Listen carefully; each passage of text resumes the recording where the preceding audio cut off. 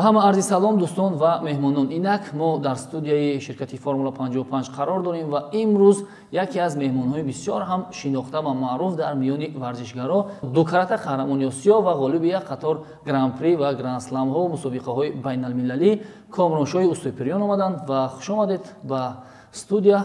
мо хостем дар мавриди суҳбат бикунем ки пас аз бозиҳои олимпӣ шумо расман эълон намудед ки ба корномаи варзишии худ хотима мебахшед. чӣ рӯзу рӯзгореро ҳоло сипарӣ мекунед? Салом дуруд ба ҳамаи мухлисони варзиш. Ман баъд аз бозиҳои олимпӣ карьераи варзишии худро дар риштаи ҷудо анҷом додам ва аз моҳи сентябр то имрӯз ба ҳайси мураббии ҷудо-клубе ки дар шаҳри Хуҷанд дорем, дар он ҷо кору фаъолият карда истодам.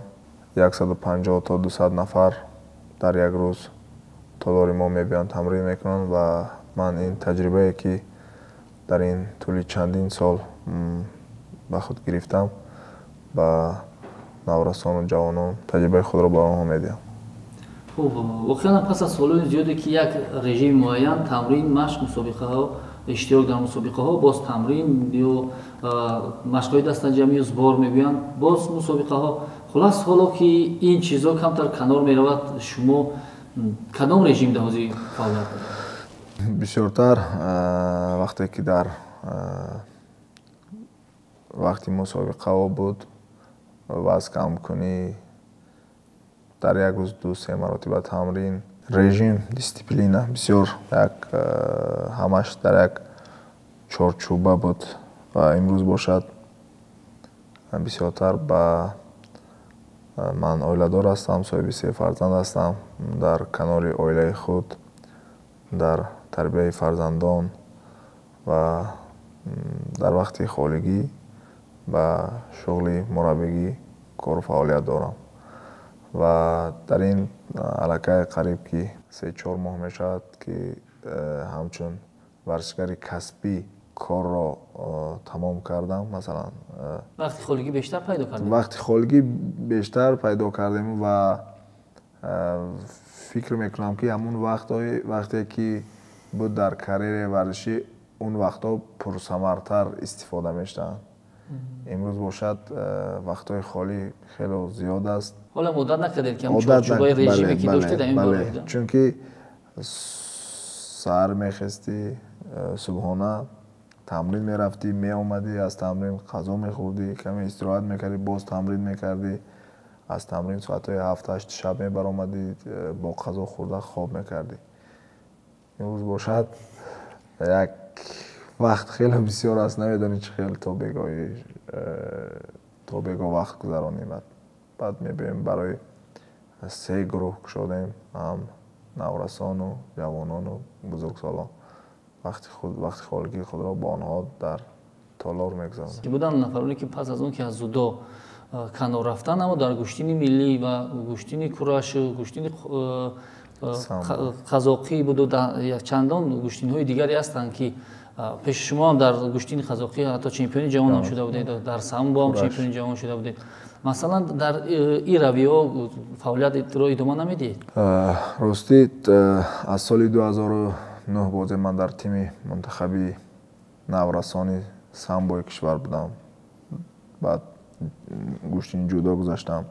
тӯли 12, 13 то 14 сола як хел дар мусобиқаҳо, тамринҳо, дар машқҳои дастаҷамӣ, сафар аз ин давлат ба ин давлат, вазн камкунӣ, аз ҳама чизи бад медаҳи варзишгар, вазн камкунӣ, дар ин ҳолат будам ва каме гуфтам бадани худро истироҳат диҳам ва баъд аз соли нав, соли 2025 фикр мекунам ки як бори дигар дар чемпионати ҷаҳон байни бузургсолон дар риштаи самбо ки ман 4 маротиба дар байни наврасону ҷавонон қаҳрамони ҷаҳон дар риштаи самбо ҳастам. аввал ман самбокор будам, баъд намуди ҷудо гузаштам. мехоҳам ки дар байни калонсолон дар вазне ки шодравон устод Саимин Раҳимов қаҳрамон ҷаҳон шуда буданд дар вазни 100 килограмм. яъне гуфтани роят ки шумо карьераатон дар зудо ҷанбаст кардин, аммо дар дигар намудҳо метавонед баромад кунед, бахусус намудҳои гӯштини миллӣ. Шояд идома медиҳам, чунки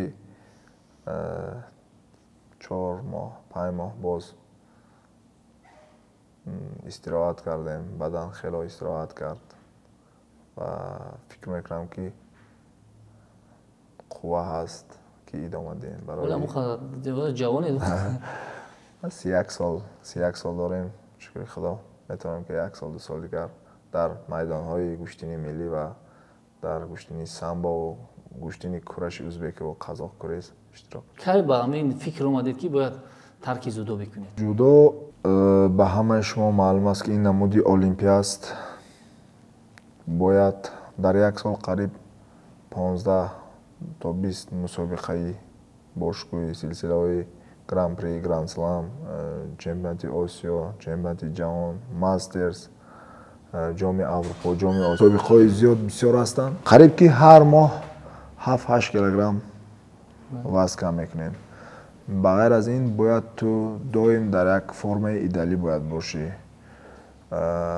Ва ман дар ин сол 31 сол доштам. баъд аз 4 сол бозии олимпӣ мешавад, ман 35 сола мешавам. ва агар ту сангин вазн бошӣ, масалан вазн кам накунӣ, фақат машқ кунӣ ву истироҳат, машқ, тамрин, ягон проблема нест. то 38 то 40 сола аллакай Теди Ринерам 37 сола аст. агар сангин вазн бошӣ, ту метавонӣ то сини 40 солагира идома диҳӣ. ва дар ин вазнои сабуктар, масалан 73, 81, 90 бисёр мушкил аст ки худро дар як формаи идеалӣ нигаҳ доштан дар ин сини сол мешавад. дар 1 сол 1-2 мусобиқа, масалан 4 моҳ хуб тамрин мекунӣ, 1 мусобиқа баромад мекунӣ ва ин хуб аст агар ин хел кунӣ. ва барои бозии олимпӣ иштирок кардан холҳои зарурӣ дар кор аст ки дар ҳар як мусобиқа ту бояд иштирок кунӣ ки холҳои заруриро гирӣ ки то ба феҳристи беҳтаринҳо шомил гардӣ ва ба олимпиадаи навбати сафар бошӣ. омили асосияш шояд ҳамун вазн камкунӣ гуфтед ва ҳамзамон аз зиёти рӯҳӣ чи вақте ки шумо меред як мусобиқаи байналмилалӣ баромад мекунед, на ҳама вақт мешавад ки натиҷаи дилхоҳ ба даст биёяд ва фишор ё ҳам масъулияте ки дар гардани шумо аст, ҳама аз шумо медал интизор мешавад, амира эҳсос мекунед? ман намедонам дигар фикри варзишгарони дигарро, вале ман ҳар як боре ки пеш аз мусобиқа, масалан як тайёрӣ мебинам мусобиқа сафар мешавам, барои ғалаба ба даст овардан ба мусобиқа менавам. вале ки баъзе вақт мешавад, баъзе вақт намешавад. ин варзиш аст, бурду бохт дорад. бояд дар ҳама ҳолат одам якум дар ин варзиши касбӣ бояд сабр дошта бошад, тоқат дошта бошад ки ба ин дараҷаҳо расад. чунки ман дар 3 сикли бозиҳои олимпӣ бисёр лаҳзаҳо буд дар ғолибият ба даст овардам, бисёр лаҳзаҳо буд ки мағлубият ба даст овардам. буданд лаҳзаҳое ки травмаи вазнин, ҷароҳатҳои вазнин бардоштем. масалан оринҷамро ҷароҳӣ кардам, қабрғоҳам ҳарду шикастанд. масалан бо ба ҳама ин нигоҳ накарда бо мерем, масалан барқарор мешавем, бо ба майдон бармегардем. ин худаш як ҷудо як худаш як философияи бузург аст. ин дар дохили ҷудо ҳама чиз дорад, ҳам бурд, ҳам бохт, ҳам ҷароҳат, ҳам лаҳзаҳои фаромӯшнашаванда, ҳам вазн камкунӣ. бигирем мақсад шумо падаратонам дар вақташ бисёр паҳлавони хуб буд, бародаратон ҳарчанд ки бародаратон ба мисли шумо дуру дароз дар ҳунарнамоӣ накард, зуд ба мураббигӣ гузашт, аммо шумо номи уступириён ва номи миллатро дар саҳаи байналмилалӣ ҳамин анъана ки идома медиҳад? шукри худо, мо чандин шогирдҳои хуб дорем ки дар арсаи байналмилалӣ шаъну шарафро бардошта истодаанд. ҳам дар риштаи самбо, ҳам дар риштаи дзюдо имрӯз ҳастанд набераҳои падар, ҷиянҳои мо. шогирдони хуб дорем. در اینجا دوشتیج است، کیومرس است، آذرخش است، اردشیر است. همه جیانها سیفالدین است، سیفالدین زاده. همه آنها پهلوانان امیدبخشی که ما در آنها امیدی کلان داریم و علاقه دو پسری من هم به میدانهای کوچک بین ناحیوی و مکتبی شروع کردن. شکر خدا در چندین مسابقه علاقه سزاواری مدال ها گشتند. پسری کلانی هم محمد نام دارد، انشاءالله آینده خوب دارد و علاقه همه حریفانی که من با آنها گوشتین گرفتم، چند بار گرفتم، چند حسابی آنها با من چند است، بسیار سوال می‌دهد، خواهشمند است که مثلا بفهمد که مثال کی است. در این نگاه نکرده به این سن سال 7 سالگی خود مثلا میدوند قهرمان المپیک در وزن 60 کی بود، 66 73 80 همه قهرمانان بازی المپیک، قهرمانان جهان رو میداند. من فکر میکنم که آدمی که این چیزها رو که توجه دارد برای کارنامه ورزشی خودش این خوب است. مثلا میگیم در عائله استوپریون ها وقتی فرزند به دنیا بخصوص پسر او حتما باید که پهلوان بشود. چگونه است یگان رویه هست که شما مجبور میکنید که نورسا و اهل عائله شما به گوشتین بیا به تالار بیایند؟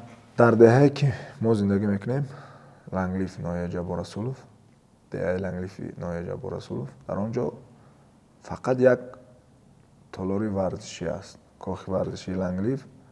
در آنجا باغچه بچگانه نیست، توی خانه، چای خانه، هیچی نیست، فقط یک تالاری ورزشی است، یک استادیوم است. در آنجا همه همین پسرای دهه پسر تولد شد حتما تا سن 11 باید گوشتین مشق کنه. ما واسه از اون که ورزشکار کسب میشود نمیشه تا سن 11 مشق میکنه، تمرین میکنه. آدمایی که مثلا امکانات و شرایط دارن می ایستن دوام میدن، آدمایی که از حساب شرایط تنقیصی میکشن برای به مهاجرت به کار میره. خوب میایم سری باز هم این دوام گوشتینگیری شما. مقصد این کیمانو رو وقتی میبینیم در پشتش نوشته استوپریون، یعنی کامرشوی استوپریون. سه جنبه‌ای که شما واقعا هم در عرصه بین المللی گوییم و همزمان در میان تاجیکستان همچون پهلوان همچون جودوکار معروف شدین در چیست؟ در چی میبینید؟ سه منبع اول مشق و زحمت‌های بسیار. دیگه جنبهش این که چمپیون شدن آسان است میگن، وای رو داشتن بسیار بسیار مهم است. من فکر میکنم که از سال 2009 10 تا 2024 هر سال نتیجه دلخواه برای مخلصان ورزش تاجیک می‌آوردیم، برای این ملت سربلند تاجیک. در تاریخ ورزش جودوی تاجیک چندین مدال‌های آوردیم که تا اون روز هیچ کس نآورده بود. مثلا اولین چمپیون جام اروپا بین جوانان من هستم. اول بسیاری فکر میکنن تاجیکستان در اروپا، من میگم در جام اروپا. وقتی که جام اروپا شد مسابقه گشاد میشود، گشاد شد ورزشکار میتواند اشتراک کند، فرق ندارد در کدام قطعه زندگی میکنند، افریقا یا که آسیا یا که پن امریکا. اولین مدال طلای جام اروپا رو در سال 2013 در دولت اوکراین من آوردم. اولین مدال طلای گران پری رو در شهر آستانه قزاقستان من آوردم. اولین مدال طلای چمپیونات آسیا رو با تاریخ جودوی کشور من آوردم. بسیار نتیجه‌ای که آوردم. بعد از رسول باقیوف در چمپیونات جهان جای پنجم شدم، ولی سوم شدم، من جای پنجم شدم، با دو بار دیگه جای هفتم شدم. در مسابقه ماسترز دو بار پنجم، یک بار هفتم شدم. این مسابقه که مثلا قبلا بعد از رسول یک جودوی تاجیک بسیار نتیجه‌اش کمتر شدم. بعد تا 2020 در 3 مراتبه چمپیون گران پری شدم، 2 مراتبه آسیا. قریب هر سال در چمپیونات آسیا من با مدال برمیگشتم. در بازی آسیایی 2 مدال گرفتم.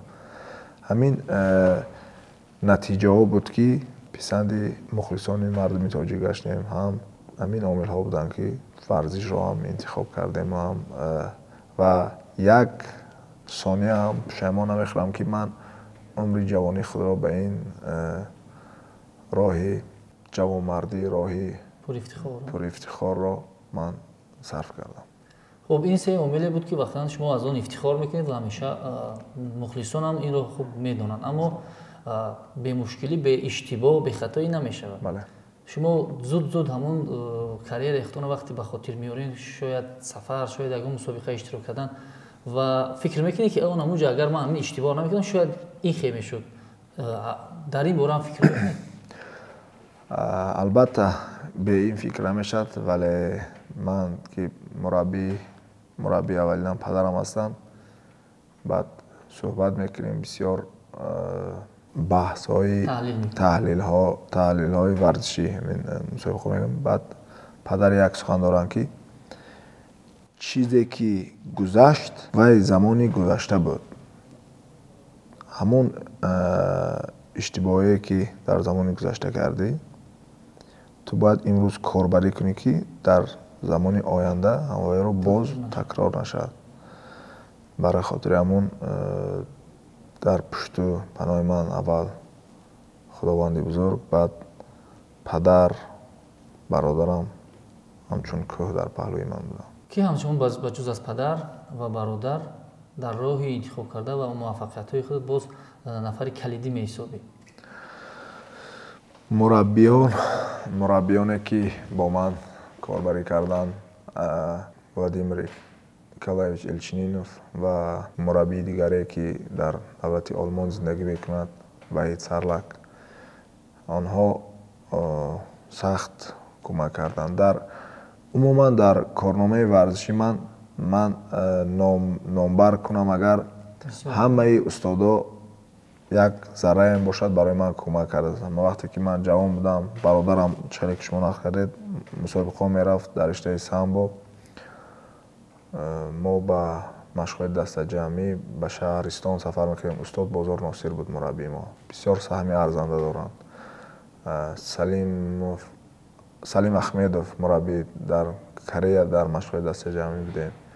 همه سرمربی که دو سیکلی بازی المپیک با ما بودن، محمد عبدالرحمنوف بهترین انسان و راهبریت فدراسیون، همه آنها سهم گذاشتن برای ما. در اینجا باید قید کرد که همه این نتیجه ها باعث استقلالیت جمهوری تاجیکستان است. استقلالیت و همه این نشانه تنجی امانی که ما میتوانیم تحت پرچم جمهوری تاجیکستان برآمد کنیم، همش این با غمخواری دستگیری های پیشوای مزای ملت است که ما میتوانیم امروز همچون دولت صاحب استقلال در مسابقه بین المللی اشتراک کنیم.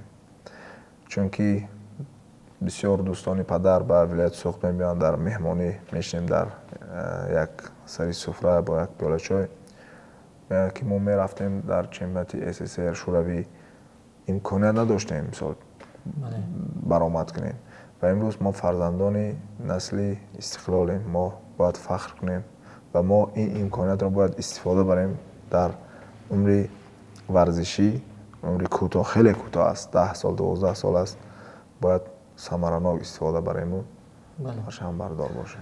خوب، در وزن 90 کیلوگرم در دوام چندین سال طوری که خودتون در بالا گفتید این رقم یک بودید و همیشه همون وزن 90 منتخب بند میکردید. حالا با رفتن شما کی را در جای خودتون میبینید در همون وزن؟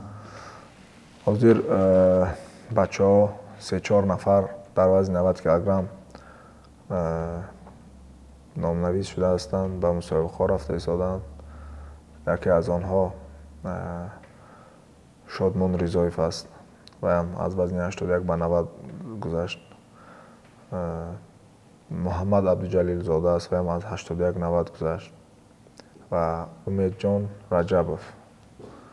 3 نفر هستند که در داخل تاجیکستان اینها بهترین هستند و اینها باید مشق‌ها رو 2 چند نه 10 چند کنند که به мусобиқаҳои байналмилалӣ соҳиби натиҷаи баланди варзишӣ гардам. Комроншоҳи Уступирон аз чӣ метарсад дар зиндагӣ? аз тӯҳмати нокас. аз чӣ ифтихор мекунад? ифтихор аз зарраям бошад барои миллати сарбаланди худ хизмат кардам. ва кадом нақша ва ниятеро ки дар сар парвариш мекард аниқтараш амалӣ нашуд? медали тиллои бозии олимпӣ. аз кадом чизе ки омиле аст ки ӯ ба ҳамун мақсади худаш рафта расид? чемпион ҷаҳон шудан буд дар корномаи варзишам ва шукри худо ман 7 маротиба чемпион ҷаҳон шудам. дар зудо ҳам мутаассифона 5 маротиба дар риштаи самбо, 2 маротиба дар риштаи қазоқкурешу ӯзбеккураш. ҳамун чизе ки хислатҳое ки худат дар худат доштӣ, кадомаш ба ту писанд буд ва кадомаша мехостӣ ки аз худат дур кунӣ? писанд барои худам ман вақте ки ҷавон 20-21 сола будам, мерафтем мусобиқа, будан варзишгаро мегуфтанд ки эй вай ҷапония аст, эй вай корея аст, вай қаҳрамони ҷаҳон аст, қаҳрамони олимпиад. барои ман фарқ надошт ки вай кӣ буд. манам мегуфтам ман байни ҷавонон наврасон чемпион ҷаҳон будам, ба худ як боварӣ доштам, як рӯҳияи баланд доштам ки манам қаҳрамони ҷаҳон, вайам қаҳрамони ҷаҳон аст, манам қаҳрамони ҷаҳонам. ва бисёриҳо барои ман механдиданд, мегуфтанд ки хай ту дар сабо қаҳрамони ҷаҳон шудӣ, он ҷудо. мегум хай манам чемпион ҷаҳон ҳастам. боварӣ доштам бароям. барои ҳамин қадар ман натиҷаам хубтар мақсад буд.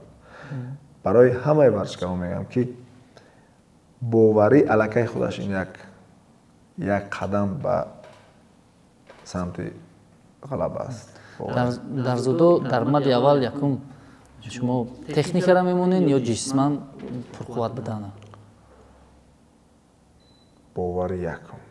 аввал боварӣ. ту ҳазор техника дониву боварӣ дар худ надошта бошӣ, мебирои якум давр бой медиҳӣ. бояд ин чиз ҳама чиз аз машқи шабонарӯза боварӣ ба худ пайдо мешавад. вақте ки ту шабу рӯз тамрин кардӣ, ҳам ба худ боварӣ пайдо мекунӣ, ҳам эътимод ба нафсат бисёр мешавад. мегӯянд дар варзиши тоҷик якум дараҷа аз лиҳози равонӣ варзишгарро бисёр мушкилӣ доранд. шумо муҳим мешуморед ки дар варзиш бояд ки равоншиноси махсуси самти варзиш бошад? албатта ин чизе ки дар варзиши мо камбудӣ аст, чизе ки мо эътибор намедиҳем, ин равоншинос аст ва диетолог аст ки мо умуман эътибор наметиҳем. бояд роҳбарияти федератсия, кумитаи ҷавонварзиш, кумитаи миллион мутахассисони хориҷа биёранд, чунки аллакай мо дар замони дар соли 2024 қарор дорем, 2025. аз ҷои илмӣ ҳам бояд пеш равем, чунки варзишгарони мо, ман қариб ки дар 70 давлати дунё будам. ягон нафар мисли тоҷик ба нангу ба номус паҳлавон ман дар ягон давлат надидам. чунки дигар давлатҳо муоинаи хуб доранд, духтури хуб доранд, витамини хуб доранд, барқарор масгари хуб доранд, физиотерапия хуб доранд, масалан ҷарроҳӣ кунанд, бояд як мутахассис бо ҳама чӣ доранд, хоҳиш надоранд. варзишгарони мо аз ҳама бисёр хоҳиш доранд ки варзишгарон натиҷа гиранд. агар барои варзишгарони мо як ранги навигатор, роҳнамо, масалан ман ваз кам мекунам, ман рафтам дидам мисол эронӣ чӣ хел вез кам мекунад, навистам, русаш чӣ хел вез кам мекунад, навистам, аврупоиё чӣ хел ваз кам мекунад, навистам. ҳар як бадан барои худаш бояд як плани ваз камкунӣ дошта бошад. мисол ман фикр мекардам ки ман бояд баъд аз ваз камкунӣ гӯшт хӯрам. гӯшт дар фикри мардуми мо чӣ аст? гӯшт бухӯрӣ пурқувват мешӣ. вале ин душмани варзиш аст. гӯшт. ман то 2016 بعد از وزن کم کنی میرفتم فقط گوشت میخوردم. قریب 10 روز 12 روز خوراک نمیخوردم. معده میده میشد. بعدی وزن کم کنی آب میخوردم و گوشت میخوردم که برای فردا 2 دقیقه گوشتی میگیری الکی نفس بریده میشی. و من با اون متخصص ایرانی چون که قبل گفتم وحید سرک با اون کار کردم.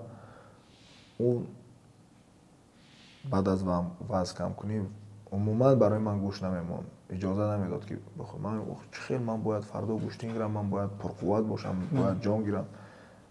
وای برای من مثلا خوراکایی که لازم است همچون یک راهنما بود برای من. مثلا من پیش آب خوراک میخوردم، مثلا خوراک میخوردم و آب نمیخوردم.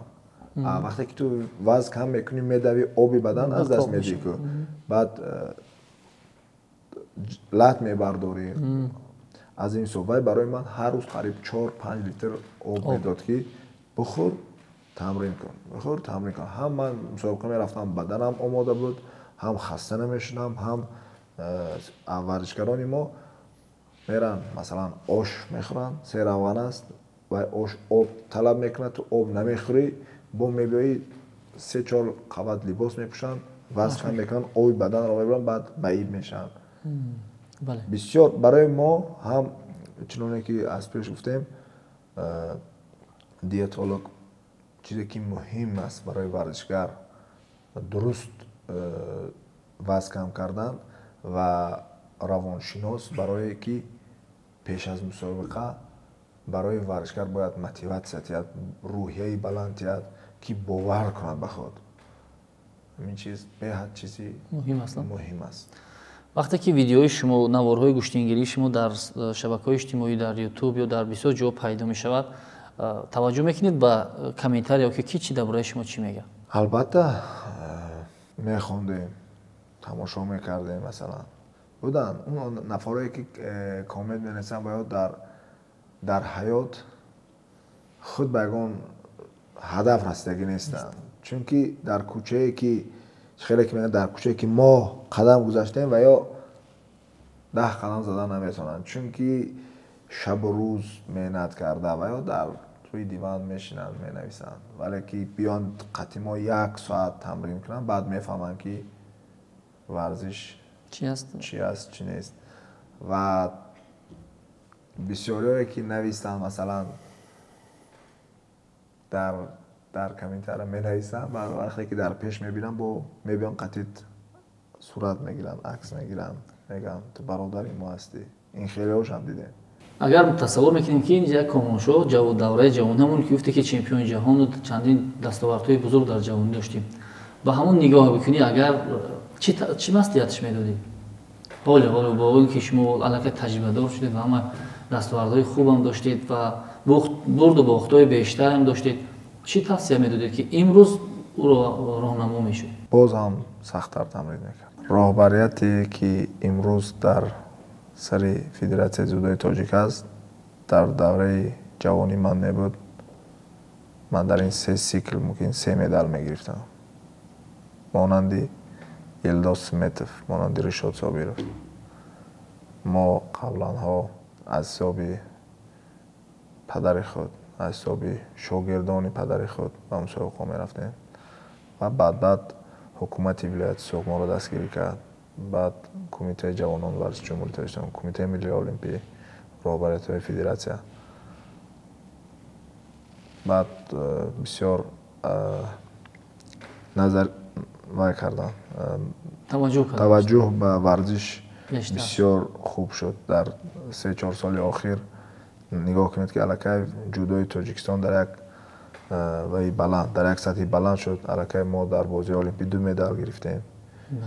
ما افتخار میکنیم از این ورزشکارانی که من همچون کاپیتان ملی بودم، هم سامان محمد بیکف، هم تیمور رحیموف در بازی المپی مدال گرفتن. باور کنید این دستاورد همه ملت تاجیک بود. شما با کسی مانند شدن می‌خواستید در همین وقتی که برآمد می‌کردید می‌دیدین با هنرنمای بعضی‌ها رو می‌گفتین این اصول بهتر از ما میتونم میرم اجرا کنم، یا کسی را ایدئال اختیار می‌شمردید؟ ایدئالی من برادرم بود، فرید موشا. ما وقتی که من майда بودم مکتب میخوندم با بچه مدوی جان سامبو سفر میگشت، من آرزو میکردم که یک روز من هم خیلی کیمانا پوشم با مسابقه روم و میخواستم که در پهلوی همون راست باشم. دوستان گرامی، با کامرانشاه استوپیران در فعالیت این بعد هم مربیگی هم باز برگشتنش با گوشتین تاجیک که مخلصان انتظارن موفقیت برای کامربی آرزو میکنیم و همه جهانی سپاس، تشکر که این لحظه با ما بودید. تا دیدارهای نوبتی سربلند باشید. تشکر زیاد، سلامت باشید.